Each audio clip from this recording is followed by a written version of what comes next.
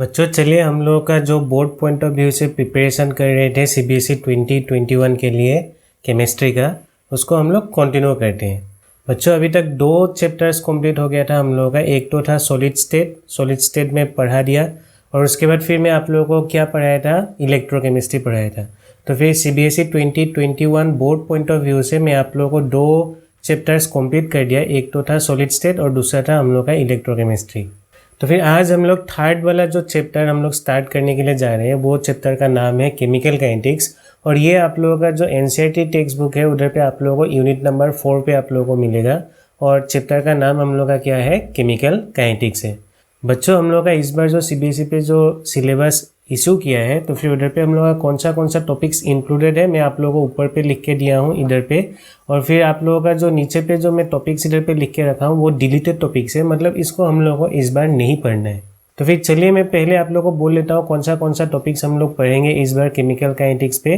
First पे हम लोग स्टडी करेंगे रेट ऑफ ए रिएक्शन के बारे में, और इधर पे स्पेसिफिकली हम लोग किसका स्टडी करेंगे, एवरेज एंड इंस्टेंटेनियस रेट के बारे में स्टडी करेंगे। फिर नेक्स्ट हम लोग स्टडी करेंगे factors affecting rate of A reaction, और इधर पे हम लोगों का कॉन्सेंट्रेशन का क्या रोल होता है, टेम्परेचर का क्या रोल होता है, फिर कैटलिस्ट का क्या रोल होता है, उसके बारे में हम लोगों को स्टडी करना पड़ेगा। फिर उसके बाद हम लोग order and molecularity of A reaction क्या होता है उसका स्टडी करेंगे। फिर नेक्स्ट पे हम लोग rate law and specific rate constant के बारे में हम लोग डिटेल पे स्टडी करेंगे। फिर उसके बाद हम लोग का integrated rate equation and half life only for 0 and first order reaction. तो फिर मतलब हम लोग का इंटीग्रेटेड रेट इक्वेशन और हाफ लाइफ किसके लिए हम लोग को पढ़ना है, एक तो 0 ऑर्डर, फिर दूसरा हम लोग का फर्स्ट ऑर्डर रिएक्शन के लिए हम लोग को स्टडी करना पड़ेगा। तो फिर बच्चों हम लोग को पढ़ना क्या नहीं है, तो फिर मैं आप लोगों को बोल ही देता हूँ क्या क्या टॉपिक्स हम लोग नहीं पढ़ेंगे इस बार। एक तो हो गया कॉन्सेप्ट ऑफ कोलिजन थ्योरी, ये वैसे भी हायर लेवल का ही था। तो फिर इधर पे हम लोग का elementary idea, no mathematical treatment, ये वाला पार्ट हम लोग इधर पे स्टडी नहीं करेंगे। फिर नेक्स्ट हम लोग एक्टिवेशन एनर्जी के बारे में भी हम लोग इस बार नहीं पढ़ेंगे। फिर नेक्स्ट आर्हेनियस इक्वेशन के बारे में भी हम लोग इस बार नहीं पढ़ेंगे। तो बच्चों चलिए हम लोग स्टार्ट करते हैं आज केमिकल काइनेटिक्स, और ये हम लोग का बेसिक एक इंट्रोडक्शन इधर पे लेक्चर होगा। और इधर पे मैं आप लोगों को केमिकल काइनेटिक्स का डेफिनेशन बोलूँगा, और लास्ट तक मैं आप लोगों को उधर पे रेट ऑफ ए रिएक्शन क्या होता है उसको समझाने के लिए कोशिश करूँगा। तो फिर चलिए हम लोग स्टार्ट करते हैं अभी केमिकल काइनेटिक्स। तो बच्चों मैं हेडिंग लगा देता हूँ इधर पे केमिकल काइनेटिक्स, आप लोग भी इधर पे हेडिंग लगा लीजिए केमिकल काइनेटिक्स। बच्चों कोई भी केमिकल रिएक्शन, सपोज मैं एक हाइपोथेटिकल केमिकल रिएक्शन ले लेता हूँ, रिएक्टेंट मेरे पास R था और वो रिएक्ट होकर आप लोगों को प्रोडक्ट क्या फॉर्म करके दे रहा था, प्रोडक्ट P फॉर्म करके दे रहा था। तो फिर अभी हम लोग का जो केमिस्ट होता है, केमिस्ट मतलब जो केमिकल एक्सपेरिमेंट करता है, तो वो लोग मेनली 3 चीज़ का क्या करता है उधर पे कैलकुलेशन करता है कोई भी केमिकल रिएक्शन का। क्या क्या करता है मैं आप लोगों को बोलने जा रहा हूँ। तो फर्स्ट पे वो लोग क्या कैलकुलेट करना चाहता है उधर पे, whether the given reaction is feasible or not, मतलब मेरा ये जो रिएक्शन में दिया था, रिएक्टेंट R से प्रोडक्ट P फॉर्म हो रहा था, वो रिएक्शन होगा कि नहीं होगा, मतलब वो मेरा फिजिबल होगा कि नहीं होगा, मतलब वो स्पॉन्टेनियस रिएक्शन होगा कि नॉन स्पॉन्टेनियस रिएक्शन होगा, मतलब वो नेचुरली होगा कि नहीं होगा। बच्चों तो फिर फर्स्ट पे केमिस्ट लोग किसके ऊपर पे इंटरेस्ट लगता है अपना, उधर पे weather the given reaction is feasible और नॉट। और इसका आंसर उन लोगों को कहाँ से मालूम हो जाता है, उधर पे थर्मोडाइनेमिक्स से मालूम हो जाता है। थर्मोडाइनेमिक्स हम लोग कहाँ पे पढ़े थे, क्लास 11 में पढ़े थे। और थर्मोडाइनेमिक्स पे एक आप लोगों को उधर पे पैरामीटर मिला था delta G, Gibbs free energy. तो फिर अगर कोई भी रिएक्शन के लिए अगर डेल्टा जी का वैल्यू अगर निगेटिव होगा तो फिर उस रिएक्शंस को हम लोग क्या बोलते थे, स्पॉन्टेनियस रिएक्शन बोलते थे। तो फिर केमिस्ट लोग क्या करते हैं, डेल्टा जी का वैल्यू कैलकुलेट करते हैं कोई भी केमिकल रिएक्शन के लिए। अगर उसका डेल्टा जी का वैल्यू निगेटिव आ जाएगा तो फिर वो रिएक्शन स्पॉन्टेनियस होगा और वो रिएक्शन मेरा फिजिबल रिएक्शन होगा। नेक्स्ट पे सेकेंड पे वो लोग किसके ऊपर पे कंसर्न होते हैं केमिस्ट लोग, सेकेंड पे वो लोग कैलकुलेट करते हैं up to what extent the chemical reaction will take place। Suppose अगर आप लोग अगर रिएक्टेंट सपोज उधर पे 100 मोल्स लिए थे, रिएक्टेंट 100 मोल्स लिए थे, तो भी 100 में से 100 उधर पे मेरा रिएक्शन में पार्टिसिपेट करेगा कि नहीं करेगा, उसका हम लोग कहाँ पे कैलकुलेशन करते हैं। सेकेंड वाला जो इधर पे क्वेश्चन था, up to what extent the chemical reaction will take place, उस पर हम लोग उसका बेसिकली स्टडी करते हैं। और इसके बारे में भी हम लोग कहाँ पे पढ़ के आए थे, हम लोग इक्विलिब्रियम चैप्टर क्लास 11 पे पढ़ के आए थे। इक्विलिब्रियम वाला चैप्टर पे हम लोग पढ़ के आए थे, मतलब कितना हम लोग का रिएक्शन कॉम्प्लीशन की तरफ जाता है, 50%, 100%, 80%, 90%, कितना कंप्लीट होगा उसको हम लोग कहाँ पे स्टडी करते थे, इक्विलिब्रियम पे हम लोग स्टडी करके आए थे। अभी थर्ड पे केमिस्ट लोग किसके ऊपर पे वो लोग फोकस करते हैं, वो लोग फोकस करते हैं रेट और speed of a chemical reaction, rate और speed of a chemical reaction. मतलब ये जो रिएक्शन में उधर पे दिया था, रिएक्टेंट R से मेरा प्रोडक्ट P फॉर्म हो रहा था, तो उस रिएक्शन को होने के लिए कितना टाइम लगेगा। कोई रिएक्शन हम लोग का 1 सेकेंड में होता है, कोई रिएक्शन को होने के लिए 1 घंटा लगता है, कोई रिएक्शन होने के लिए 1 साल लग जाता है। तो फिर केमिस्ट लोग क्या करते हैं, बेसिकली उधर पे रेट ऑफ ए रिएक्शन, मतलब कितना टाइम पीरियड पे वो रिएक्शन मेरा कंप्लीट होता है, उसको भी क्या करता है, कैलकुलेट करता है। तो बेसिकली हम लोग का जितना भी केमिस्ट है वो लोग 3 चीज़ का उधर पे कैलकुलेशन करने के लिए चाहता है। एक तो हो गया whether the given reaction is feasible और नॉट, मतलब वो रिएक्शन होगा कि नहीं होगा। Next, up to what extent the chemical reaction will take place, वो हम लोग कैलकुलेट करेंगे। और वो कैसे कैलकुलेट करते थे, इक्विलिब्रियम वाला चैप्टर पे हम लोग मालूम था। फिर थर्मोडायनेमिक्स से हम लोग कैलकुलेट करते थे फिजिबल होगा कि नहीं होगा। और अभी बचा हुआ है हम लोग का रेट और speed of a chemical reaction. तो फिर रेट और speed of a chemical reaction का हम लोग कहाँ पे स्टडी करते हैं, केमिकल काइनेटिक्स पे अभी हम लोग स्टडी करेंगे। तो फिर केमिकल काइनेटिक्स पे बेसिकली हम लोग को किसका स्टडी करना है, रेट ऑफ ए रिएक्शन, मतलब कितना टाइम लगता है कोई एक रिएक्शन को कंप्लीट होने के लिए। तो बच्चों मेरे ख्याल से आप लोगों को समझ में आ रहा है कि हम लोग केमिकल काइनेटिक्स क्यों पढ़ने जा रहे हैं। हम लोगों को मालूम करना है कि मेरा जो गिवन रिएक्शन है वो कितना टाइम पीरियड पे उधर पे कंप्लीट होगा, मतलब कितना स्पीड पे मेरा रिएक्शन हो रहा था, उसको हम लोग कैलकुलेट करने के लिए अभी सीखेंगे। तो बच्चों चलिए हम लोग क्या करते हैं, फर्स्ट पे केमिकल काइनेटिक्स का इधर पे एक डेफिनेशन लिख लेते हैं। तो फिर आप लोग भी लिख लीजिए मेरे साथ, what is chemical kinetics. Chemical kinetics is the branch of chemistry, is the branch of chemistry that deals with the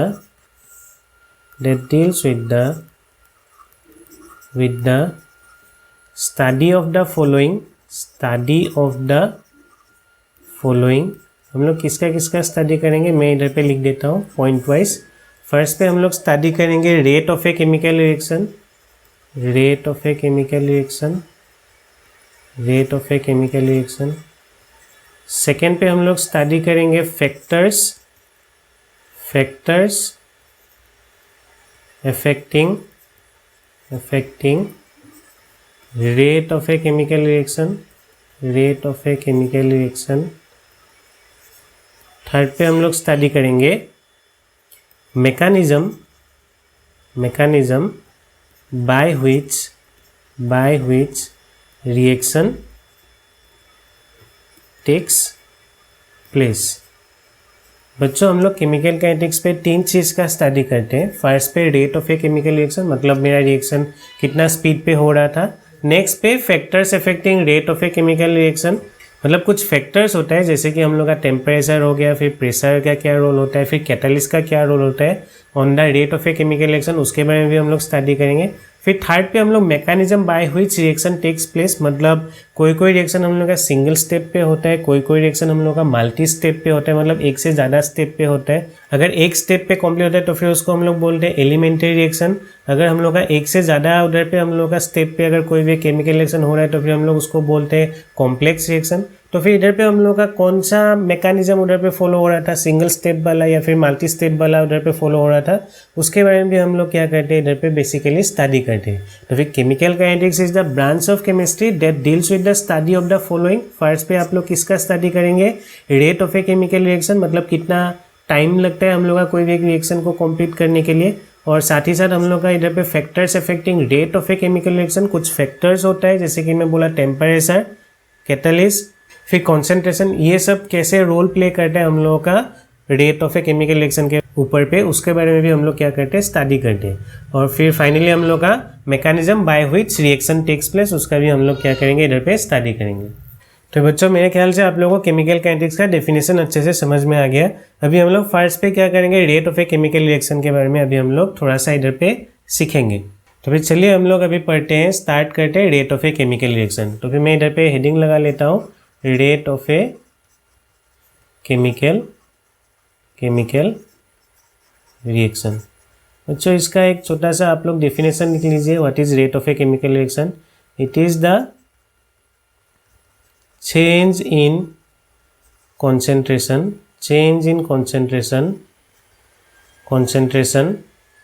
of reactant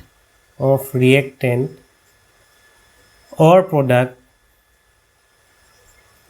with time. So what is rate of a chemical reaction? It is the change in concentration of reactant or product with time. मतलब time के साथ हम लोग का concentration का क्या change हो रहा था, रिएक्टेंट का हो या फिर प्रोडक्ट का हो, उसी को हम लोग क्या बोलते हैं, rate of a chemical reaction बोलते हैं। तो मैं थोड़ा सा आप लोगों को इधर पे समझाने के लिए कोशिश करता हूँ। बेसिकली रेट मतलब क्या होता है, तो फिर रेट या फिर स्पीड हम लोग का क्या है, सेम ही उधर पे हम लोग का मीन करता है। तो फिर अगर मैं आप लोगों को बोलूँ कि स्पीड मतलब क्या होता है, स्पीड मतलब जनरली क्या होता है हम लोग का, स्पीड कैसे कैलकुलेट करते हैं हम लोग, change in position divided by उधर पे हम लोग का टाइम टेकन। बच्चों आप लोग एक एग्जांपल ले लीजिए। सपोज मेरे पास एक आदमी था और वो एक पॉइंट ए पे था और उसके बाद वो क्या करके गया, इधर से वो वॉक करके गया पॉइंट बी तक सपोज वो क्या किया, उधर पे वॉक करके गया।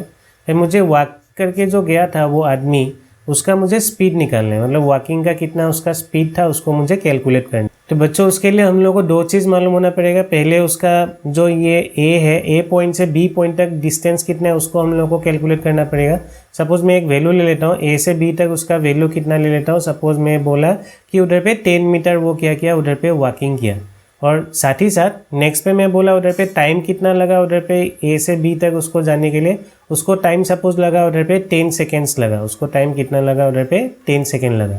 तो मुझे अगर इस आदमी का जो वॉक कर रहा था उसका अगर स्पीड कैलकुलेट करना है, स्पीड अगर मुझे कैलकुलेट करना है, तो फिर हम लोग कैसे कैलकुलेट करेंगे, स्पीड इज इक्वल टू क्या होगा, चेंज इन पोजीशन। उसका फाइनल पोजीशन बी था, इनिशियल पोजीशन ए था, तो फिर दोनों के बीच में हम लोग का डिस्टेंस कितना ट्रेवल हो रहा था, उधर पे 10 मीटर हो रहा था। और फिर उसको टाइम कितना लग रहा था, उधर पे टाइम कितना ले रहा था, उधर पे उसको ए से बी जाने के लिए उधर पे 10 सेकेंड लग रहा था।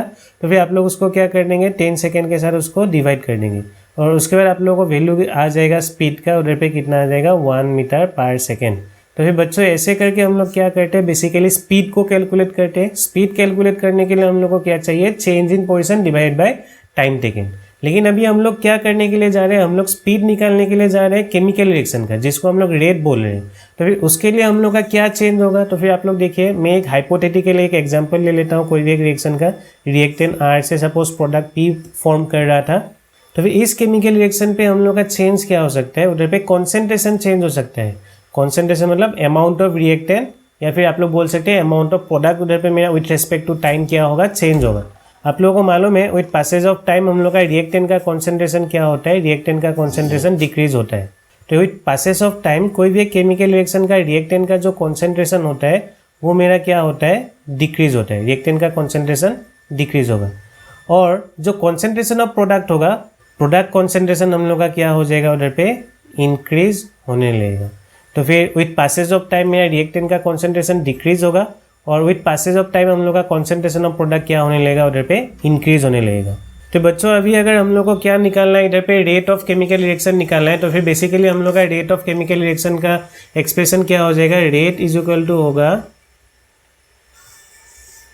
Rate is equal to decrease in the concentration of reactant, decrease in the concentration of reactant, concentration of reactant, reactant R था हम लोग का रिएक्टेंट इधर पे, और फिर नीचे पे हम लोग का क्या होगा, उधर पे टाइम इंटरवल, कितना टाइम पीरियड पे वो चेंज हम लोग का हो रहा था। नेक्स्ट हम लोग उसको इन टर्म्स ऑफ प्रोडक्ट भी लिख सकते हैं, और रेट इज इक्वल टू हम लोग का क्या हो सकता है, increase in concentration of product P increase in the concentration of product P divided by क्या होगा, टाइम इंटरवल, कितना टाइम पीरियड पे वो चेंज हो रहा था उसको हम लोग डिवाइड कर देंगे। तो फिर ऐसे करके हम लोग क्या करते हैं, कोई भी एक केमिकल रिएक्शन का हम लोग रेट को कैलकुलेट करते हैं। जैसे हम लोग स्पीड कैलकुलेट कर रहे थे वो वॉकिंग का, उसको कैसे कर रहे थे, change in position divide by time taken. तो फिर इधर पे हम लोग का चेंज इन क्या होगा, कॉन्सेंट्रेशन, नीचे पे क्या होगा, उधर पे टाइम इंटरवल होगा। बच्चों अभी आप लोग कंसीडर कीजिए, let us consider at time t1 concentration of reactant is R1. Concentration of reactant is R1. Concentration of product at T1 is P1, हम लोग कंसीडर कर रहे हैं, एज्यूम कर रहे हैं, and at time T2 concentration of reactant is R2 and concentration of product is P2। भाई बच्चों अगर हम लोगों का इधर पे क्या निकालना है, इधर पे रेट कैलकुलेट करना है, तो फिर रेट कैलकुलेट करने के लिए हम लोग का फॉर्मूला क्या था, decrease in the concentration of reactant R divide by time interval. अगर हम लोग इन टर्म्स ऑफ रिएक्टेंट अगर कैलकुलेट करेंगे, और अगर हम लोग इन टर्म्स ऑफ प्रोडक्ट अगर रेट कैलकुलेट करने के लिए जाएंगे, उधर पे फॉर्मूला कौन सा यूज़ करेंगे हम लोग, increase in the concentration of product P divide by time interval होगा। तो बच्चों चलिए हम लोग फर्स्ट पे क्या करते हैं, रेट निकालते हैं इन terms of decrease in concentration of reactant. तो फिर अगर हम लोग को रेट निकालना है, rate in terms of reactant, तो फिर रिएक्टेंट का अगर हम लोगों को रेट निकालना है तो फिर कैसे निकालेंगे, उधर पे जनरली हम लोग का क्या होता है, कॉन्सेंट्रेशन ऑफ रिएक्टेंट डिक्रीज होता है। तो हम लोग क्या लिखेंगे इधर पे, rate of disappearance of reactant R is equal to क्या होगा, उधर पे फाइनल कॉन्सेंट्रेशन माइनस क्या होगा, initial concentration divided by final time minus initial time. बच्चों आप लोग देख लीजिए, हम लोग कंसीडर क्या कर रहे थे, उधर पे हम लोग का इनिशियल टाइम क्या था, उधर पे T1, फाइनल टाइम हम लोग का क्या था, T2 था, और T1 पे हम लोग का कॉन्सेंट्रेशन ऑफ रिएक्टेंट कितना था, R1, और concentration of reactant eight time T2 कितना था, R2 था। तो उस वैल्यूज़ को हम लोग इधर पे पुट कर देंगे। तो फाइनल कॉन्सेंट्रेशन, बच्चों एक बात आप लोग याद कर लीजिए, जब भी हम लोग केमिस्ट्री पे स्क्वायर ब्रैकेट के अंदर पे आप लोग कुछ चीज़ लिखा हुआ मिलेगा, तो फिर वो किसको रिप्रेजेंट करता है, कॉन्सेंट्रेशन को रिप्रेजेंट करता है। तो मैं स्क्वायर ब्रैकेट के अंदर पे इधर पे क्या लिखूंगा, फाइनल कॉन्सेंट्रेशन मेरा कितना था, R2, और इनिशियल कॉन्सेंट्रेशन उधर पे मेरा कितना था, R1 था, और नीचे पे मेरा फाइनल टाइम कितना था उधर पे T2, और इनिशियल टाइम मेरा कितना था, T1। बच्चों ऐसे करके हम लोग क्या कैलकुलेट कर सकते हैं, rate of disappearance of reactant R हम लोग कैलकुलेट कर सकते हैं। और इसको बेसिकली हम लोग कैसे लिखते हैं, delta R by delta T हम लोग उसको लिखते हैं। डेल्टा मतलब क्या होता है, डेल्टा मतलब चेंज। डेल्टा किसको रिप्रेजेंट करता है, डेल्टा बेसिकली रिप्रेजेंट करता है चेंज को। तो फिर आप लोग याद कर लीजिए, इधर पे rate of disappearance of reactant R अगर हम लोग कैलकुलेट करेंगे तो फिर उधर पे रेट हम लोग का क्या होगा, delta R by delta T. लेकिन एक बात आप लोग याद कर लीजिए, जब भी हम लोग rate of disappearance of reactant R निकालते हैं तो फिर इधर पे हम लोग एक निगेटिव साइन पुट करते हैं। इधर पे हम लोग एक क्या करेंगे, निगेटिव साइन पुट करेंगे। निगेटिव साइन क्यों पुट कर रहे थे, मैं आप लोगों को थोड़ा सा बोल देता हूँ। बच्चों देखिए, कभी भी रेट हम लोग का निगेटिव नहीं होता है। रेट मतलब स्पीड कभी भी निगेटिव नहीं हो सकता है, स्पीड हमेशा पॉजिटिव ही होगा। तो मैं आप लोगों को रिएक्शन क्या लिया था, आर से प्रोडक्ट पी फॉर्म हो रहा था बोल के बोला था। सपोज मैं बोला इनिशियली कॉन्सेंट्रेशन रिएक्टेंट का कितना था, 100 था बोल के मैं बोला, 100 यूनिट था बोल के कॉन्सेंट्रेशन ऑफ रिएक्टेंट। और उसके बाद एट फाइनल टाइम ये T1 पे 100 यूनिट था। एट टाइम T2 सपोज उसका कॉन्सेंट्रेशन डिक्रीज होकर कितना हो गया, सपोज 50 यूनिट हो गया। मैं ऐसे ही बोल रहा हूँ, रैंडम कुछ एक वैल्यू ले रहा हूँ। अभी अगर आप लोग इधर पे देखिए तो ये तो मेरा था फाइनल कॉन्सेंट्रेशन का वैल्यू आप लोगों को कितना मिला, इधर पे 50 मिला, और इनिशियली उसका कॉन्सेंट्रेशन मेरा कितना था, 100 था। ये इनिशियल उसका कॉन्सेंट्रेशन था एट टाइम t1। बच्चों इसका अगर मुझे रेट निकालना है तो फिर रेट कैसे निकालेंगे, delta R by delta T था, मतलब मेरा फाइनल कॉन्सेंट्रेशन माइनस इनिशियल था। फाइनल कॉन्सेंट्रेशन कितना था मेरा इधर पे 50, इनिशियली उसका कॉन्सेंट्रेशन कितना था 100, और आप लोग उसको डिवाइड करेंगे टाइम इंटरवल के साथ। मैं एक ऐसे ही टाइम इंटरवल ले लेता हूँ। सपोज इधर से t1 से t2 तक हम लोग का टाइम कितना चेंज हो रहा था, 10 सेकेंड उधर पे चेंज हो रहा था। तो फिर आप लोग इसको अगर क्या करेंगे, सब्ट्रैक्ट करेंगे, तो फिर आप लोग का वैल्यू कितना आएगा, -50 डिवाइड बाई कितना आएगा 10, और आप लोग इसको अगर सोल्व करेंगे आप लोग का वैल्यू क्या आएगा, -5 आएगा।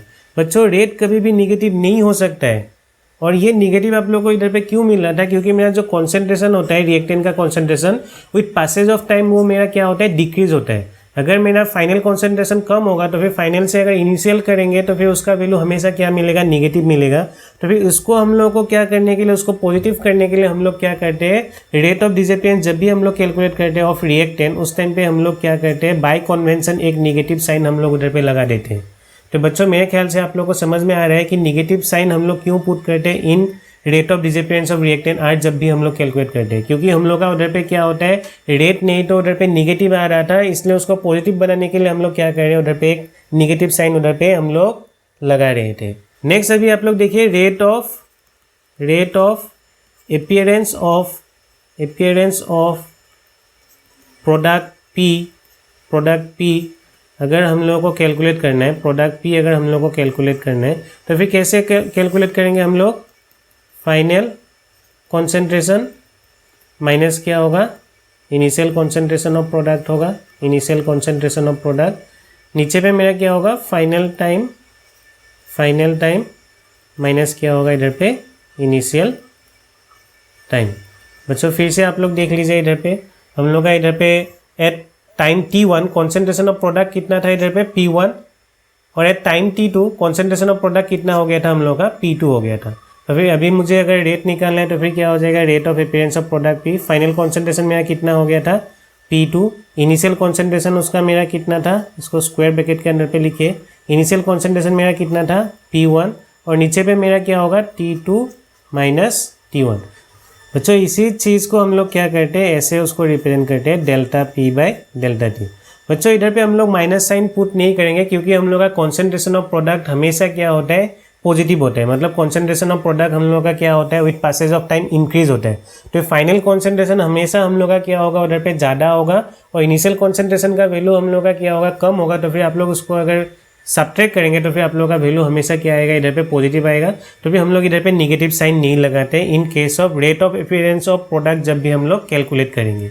तो बच्चों मेरे ख्याल से आप लोगों को समझ में आ रहा है रेट हम लोग कैसे कैलकुलेट करते हैं कोई भी एक केमिकल रिएक्शन का।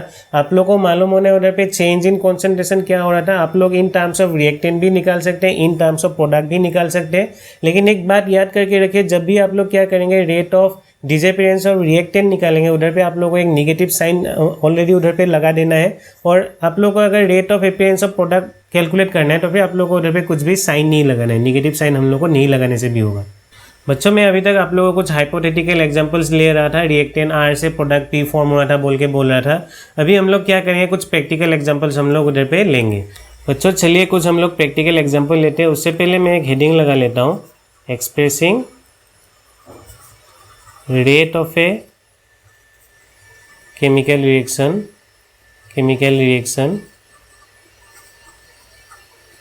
इन टर्म्स ऑफ different reactant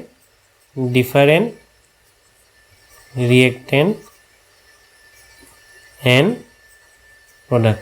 बच्चों इसको आप लोगों को अच्छे से देखना है, तो फिर आप लोग अच्छे से ध्यान दे के देखिए कैसे हम लोग एक्सप्रेस करते हैं डिफरेंट रिएक्टेंट और प्रोडक्ट के लिए रेट को। तो फिर मैं कुछ एग्जांपल लेता हूँ। फर्स्ट पे एक एग्जांपल लेता हूँ, PCl5 gives us PCl3 plus Cl2। बच्चों अभी अगर हम लोग को इधर पे rate of disappearance of PCl5 अगर कैलकुलेट करना है तो फिर मैं कैसे कैलकुलेट करूँगा, रेट इज इक्वल टू क्या होगा, इधर पे मेरा ये कॉन्सेंट्रेशन किसका है, रिएक्टेंट का कॉन्सेंट्रेशन हम लोग का हमेशा क्या होगा, डिक्रीज होगा। तो फिर हम लोग इधर पे एक निगेटिव साइन पुट करेंगे और इधर पे डेल्टा लिखेंगे और स्क्वायर ब्रैकेट के अंदर पे हम लोग क्या लिखेंगे, PCl5 और नीचे पे हम लोग का क्या होगा, उधर पे डेल्टा टी होगा। सिमिलरली इधर पे मेरा अगर रेट ऑफ अपीयरेंस ऑफ अगर PCl3 अगर मुझे कैलकुलेट करना है तो फिर उधर पे क्या होगा प्लस, और इधर पे आप लोग का डेल्टा, और ये क्या होगा PCl3 डिवाइडेड बाय क्या हो जाएगा डेल्टा टी। सिमिलरली अगर आप लोग को rate of appearance of chlorine अगर कैलकुलेट करना है तो फिर उधर पे वो क्या हो जाएगा plus delta Cl2 divided by क्या लिखेंगे आप लोग डेल्टा टी लिखेंगे।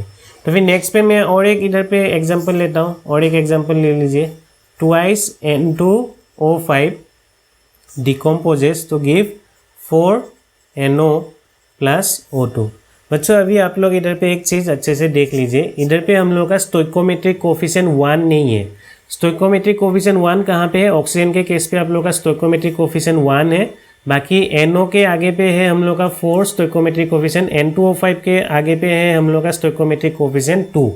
बच्चों आप लोग देखिए इधर पे अगर रेट अगर हम लोग को लिखना है, रेट हम लोग कैसे लिखेंगे, minus delta concentration of reactant इधर पे क्या था N2O5, नीचे पे आप लोग को क्या करना है उसको डेल्टा टी, लेकिन आप लोग को ये जो रेट होगा उसको आप लोग को 2 के साथ डिवाइड करना है। बच्चों 2 के साथ हम लोग क्यों डिवाइड कर रहे थे, क्या हो रहा था 2 मोलिकुल्स ऑफ N2O5 हम लोग का डिकम्पोज हो रहा था पर unit time to form 1 oxygen molecule.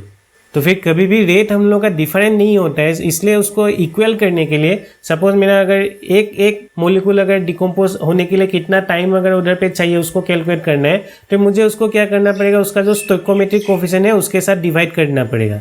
और सिमिलरली आप लोग देखिए तो इधर पे मेरा कॉन्सेंट्रेशन ऑफ NO उधर पे क्या हो रहा था 4 टाइम्स, उधर पे मेरा उसका रेट क्या हो रहा था ज़्यादा हो रहा था, मतलब एक ऑक्सीजन मोलिकुल इधर पे जो फॉर्म हुआ था उससे 4 टाइम्स हम लोग का उसका रेट क्या है ज़्यादा है हम लोग का NO का जो फॉर्मेशन हो रहा था। तो फिर उसका मुझे 4 टाइम्स वाला रेट नहीं चाहिए, मुझे एक मोलिकुल उधर पे फॉर्म होने के टाइम पे उसका कितना उधर पे टाइम लग रहा था उसको मुझे कैलकुलेट करना है। तो मैं क्या करूँगा, सिंपली उसको डिवाइडेड बाय 4 कर दूँगा। मतलब आप लोग क्या करेंगे इधर पे delta NO divided by delta T, और उसको किसके साथ डिवाइड कर देंगे 4 के साथ डिवाइड कर देंगे, क्योंकि आप लोग को उधर पे जो NO फॉर्म होता है उधर पे आप लोग को एक NO का उधर पे रेट चाहिए। और सिमिलरली आप लोग को अगर ऑक्सीजन का इधर पे रेट अगर लिखना है, सॉरी इधर पे ये क्या होगा पॉजिटिव होगा क्योंकि ये मेरा प्रोडक्ट था, तो फिर आप लोग को इधर पे क्या लगाना है पॉजिटिव लगाना है, और जब भी रिएक्टेंट का रेट लिखेंगे उधर पे निगेटिव लगाना है। तो ये पॉजिटिव हो गया। फाइनली आप लोग को ऑक्सीजन के लिए अगर लिखना है तो फिर क्या होगा delta O2 divided by delta T. इधर पे स्टोइकोमेट्रिक कोफिशिएंट 1 है, मतलब आप लोग एक ही मोलिकुल का उधर पे क्या निकाल रहे थे रेट निकाल रहे थे। तो फिर ये हम लोग का इधर पे 1 के साथ डिवाइड करने से आप लोगों को सेम ही आप लोगों को उधर पे वैल्यू मिलेगा। तो फिर आप लोग उसको दिखा भी सकते हैं, नहीं दिखाने से भी होगा। तो आप लोग एक बात याद कर लीजिए, जो भी स्टोइकोमेट्रिक कोफिशिएंट होता है उसको हम लोग क्या कर देते हैं, उसको डिवाइड कर देते हैं जब भी हम लोग रेट निकालते हैं। तो फिर नेक्स्ट पे थर्ड पे और एक एग्जांपल मैं ले लेता हूँ। सपोज मेरे पास था N2 react with thrice H2 two gives us twice ammonia. तो इसके लिए अगर मुझे रेट निकालना है तो फिर रेट इज इक्वल टू क्या होगा माइनस डेल्टा N2, क्योंकि रिएक्टेंट है तो फिर उधर पे माइनस लगाना है, डिवाइडेड बाय क्या होगा डेल्टा टी, और N2 इधर पे 1 है तो फिर 1 आप लोग लिख भी सकते हैं, नहीं लिखने से भी होगा। इज इक्वल टू क्या होगा इधर पे माइनस डेल्टा कॉन्सेंट्रेशन ऑफ क्या होगा इधर पे हाइड्रोजन होगा, डिवाइडेड बाय क्या लिखेंगे आप लोग डेल्टा टी, और इधर पे क्या है हम लोग का 3 है स्टोइकोमेट्रिक कोफिशिएंट, तो फिर उसको हम लोग क्या करेंगे 3 के साथ डिवाइड कर देंगे। सिमिलरली हम लोग का क्या होगा एमोनिया का इधर पे रेट ऑफ अपीयरेंस अगर हम लोग को कैलकुलेट करना है तो फिर वो क्या हो जाएगा प्लस होगा क्योंकि प्रोडक्ट है, तो फिर इधर पे आप लोग क्या लिखेंगे delta NH3 concentration of ammonia divide by हम लोग का डेल्टा टी, और आप लोग को इसको क्या करना है 2 के साथ डिवाइड कर देना है। तो फिर ऐसे करके हम लोग क्या करते हैं रेट ऑफ ए रिएक्शन को हम लोग एक्सप्रेस करते हैं। बच्चों मेरे ख्याल से आप लोगों को इधर पे समझ में आ रहा है जो मेरा इंट्रोडक्शन पार्ट था केमिकल काइनेटिक्स का। तो फर्स्ट में मैं आप लोगों को क्या पढ़ाया, आप लोगों को समझाया कि हम लोग केमिकल काइनेटिक्स क्यों पढ़ रहे हैं। तो फिर उधर पे मैं आप लोगों को बोला केमिकल काइनेटिक्स पढ़ने का मेन एक ही रीज़न है, हम लोग को रेट और speed of a chemical reaction को हम लोग को मालूम करना था। फिर सेकेंड पे मैं आप लोगों को केमिकल काइनेटिक्स का डेफिनेशन बोला, और उसके बाद हम लोग क्या किया उधर पे rate of a chemical reaction क्या होता है, और उसको हम लोग हाइपोथेटिकल एक एग्जांपल लेके आप लोगों को मैं इधर पे कैलकुलेट करने के लिए या फिर कैसे एक्सप्रेस करेंगे मैं आप लोगों को सिखाया, और फाइनली मैं आप लोगों को कुछ प्रैक्टिकल एग्जांपल्स लेके आप लोगों को उधर पे दिखाया कि हम लोग रेट को कैसे उधर पे एक्सप्रेस करते हैं। बच्चों आज का लेक्चर बहुत ही इंट्रोडक्टरी था, आप लोगों को समझ में आया होगा। अगर आप लोगों को समझ में आया तो फिर इस वीडियो को एक लाइक कर दीजिए और दोस्तों के साथ शेयर कर दीजिए, और चैनल को सब्सक्राइब करके रखिए। तो फिर आज का लेक्चर को हम लोग यहीं पे ख़त्म करते हैं, फिर मिलेंगे, धन्यवाद।